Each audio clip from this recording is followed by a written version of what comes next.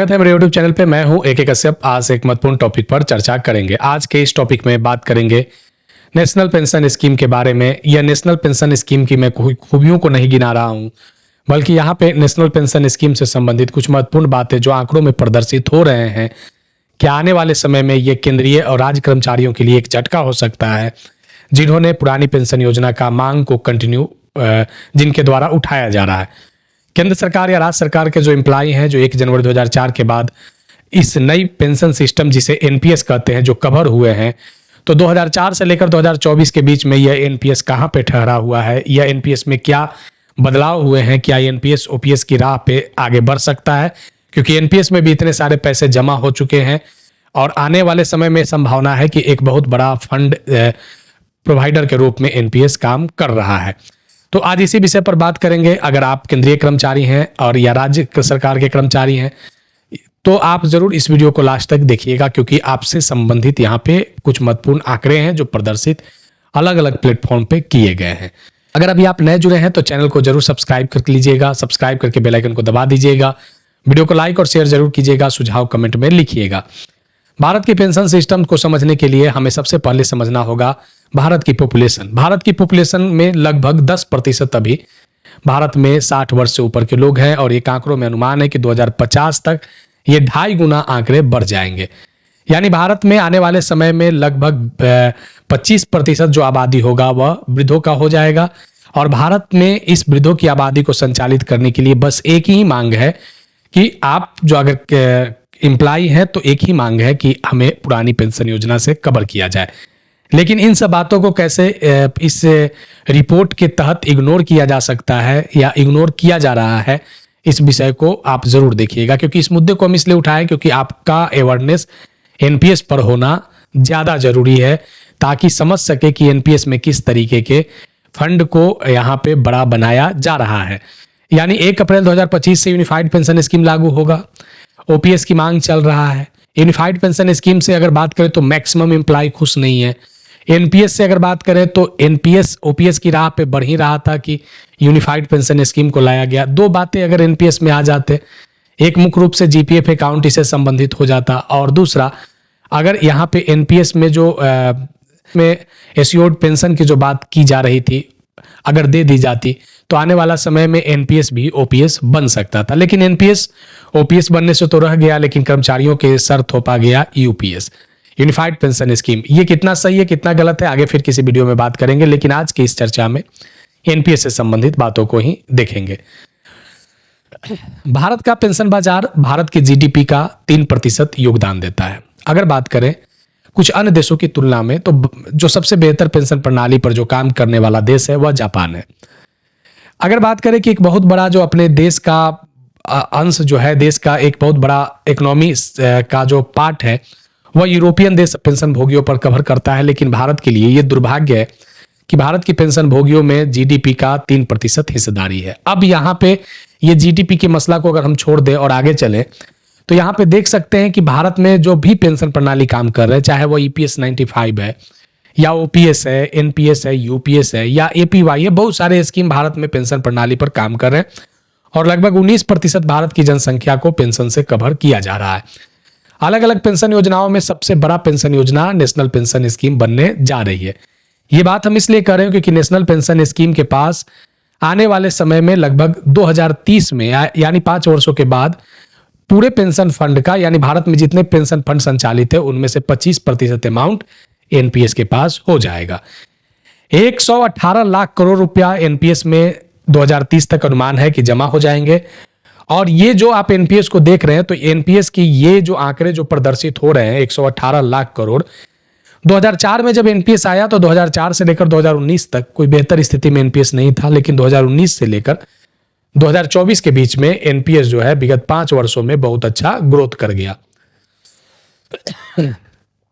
क्यों ग्रोथ किया इस चीज को भी समझेंगे, लेकिन यहाँ पे देखिए कि एनपीएस में निजी क्षेत्र का जो एएमयू है वह पिछले 5 वर्षों में 26.8% वृद्धि के साथ लगभग 84,814 करोड़ रुपया से बढ़कर 2,78,102 करोड़ रुपया हो गया, जो एनपीएस फंड को बहुत बड़ा बनाने जा रहा है।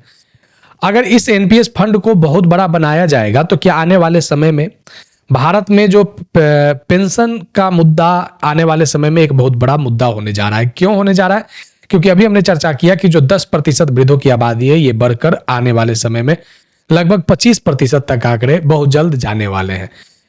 दूसरा यहाँ पे एक और कारण क्या है कि भारत में जो जीवन प्रत्याशा है, यानी औसत जीवन जीने की जो आयु है, वह उसमें भी 20 वर्षों की वृद्धि देखी जा सकती है।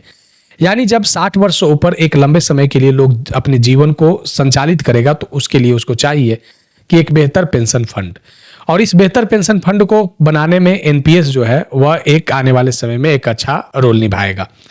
हम इसलिए एनपीएस के बारे में चर्चा कर रहे हैं क्योंकि यहाँ पे सरकार जो है वो ओपीएस के बारे में सोच ही नहीं रही है, और कंटिन्यू जो है अलग अलग यूनियन कर्मचारियों के द्वारा ओपीएस की मांग उठाए जा रहे हैं। लेकिन इस तरीके से ओपीएस की मांग को दरकिनार कर दिया जा रहा है कि आप दो ही मुद्दे पर अगर एम्प्लॉय हैं तो उलझ जाइए, या तो यूपीएस पर और नहीं तो एनपीएस पे।